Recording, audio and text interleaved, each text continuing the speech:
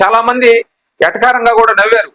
23 సీట్లు వచ్చినటువంటి టీడీపీ ఏ విధంగా అధికారం వస్తుందని ప్రశ్నించిన వాళ్ళు ఉన్నారు. అయితే మేము పార్టీల పరంగా కానీ లేకపోతే వ్యక్తుల పరంగా కానీ ఏ సర్వే చేయలేదు. రాష్ట్రంలో జరుగుతున్నటువంటి పరిణామాలను దృష్టిలో తీసుకుని సర్వే చేయడం జరిగింది. ఆ సర్వే దాదాపు 95%తో నిజాలు అన్ని కూడా బయటకు రావడం కూడా జరిగింది. చాలా సంస్థలు ఇచ్చాయి. ఎప్పుడు ఇచ్చాయి? ఎన్నికల ముందు ఇంకొక 20 రోజుల్లో ఎలక్షన్ వస్తుందనంగా సర్వేలు చేయడం జరిగింది.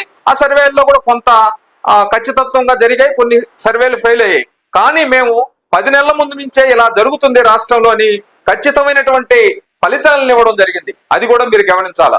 ఈ రోజు మనం రాష్ట్రంలో ఉన్నటువంటి పరిణామాలు, రాజకీయ నాయకుల్లో గుబులు రేపుతున్నటువంటి అంశం ఏముందనంటే రాష్ట్ర అసెంబ్లీల పునర్విభజన. ఈ పునర్విభజన ఏ విధంగా జరగబోతున్నాయి, ఈ పునర్విభజన వల్ల మన కొంప ఎక్కడ ముంచుతుందన్న రాజకీయ నాయకులు కూడా